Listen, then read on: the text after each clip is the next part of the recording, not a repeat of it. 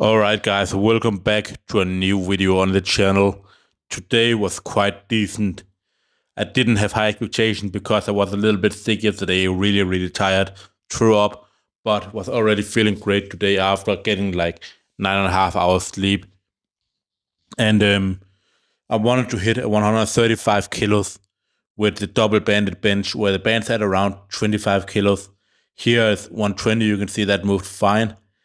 Not as fast as I would have wanted it, but I also knew I wasn't probably 100% on the top. It was quite late because I slept so much and had some things to do throughout the day. But yeah, I didn't get 135. I got 130 and then failed 135.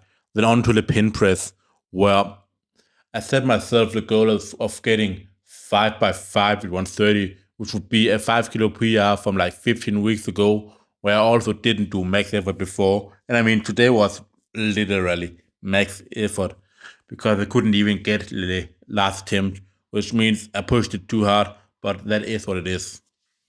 But yeah, I didn't expect to get 5 by 5 here, considering the first set.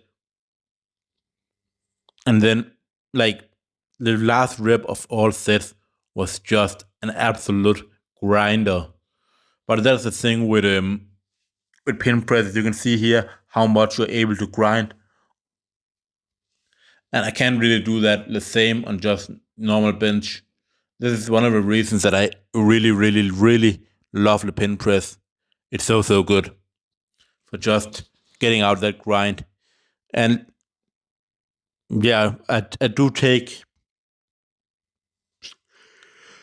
some long pauses on the pins before doing a last rep, but I think that is totally fine. Like, you'll see on the last set, like, that's absolutely the craziest thing I have ever done. The most insane rep I've ever done in bench press.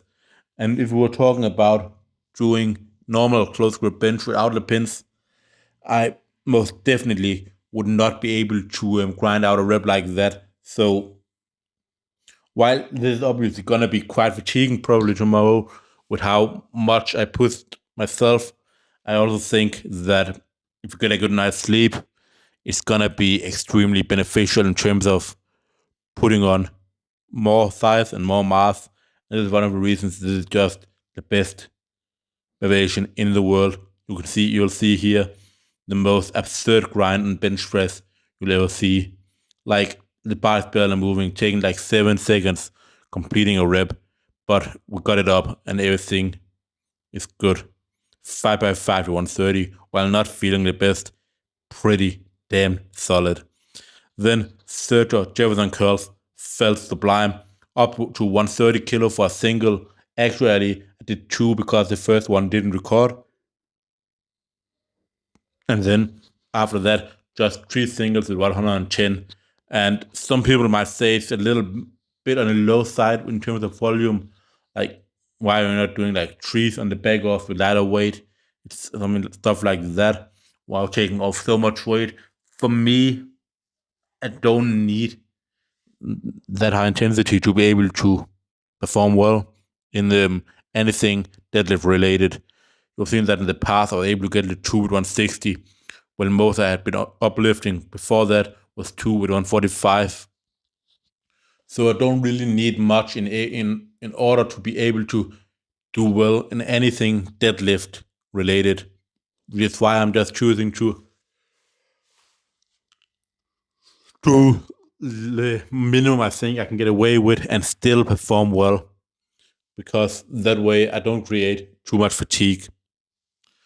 After that, I did a ton of volume on the incline curl, two sets of 12 and a set of 11 with the 12 kilo dumbbells. Yeah, I really tried to control the reps. So at the very top, feeling the squeeze, going down slow, pausing at the bottom, getting up as fast as I can. Always full speed on the concentric, no matter what. I don't think you'll ever see me do concentrics where I don't go in full speed, where I go slow. Maybe I've done that on 1 or 2 occasions, but I always think that when you're doing the concentric, you want to go as fast as possible and produce the most force you possibly can instead of doing tempos on the way up. On the way down, it's fine, but on the way up, it's most definitely just a waste of time. That is gonna be all for the video, guys. I'll see you for the next one. Peace out.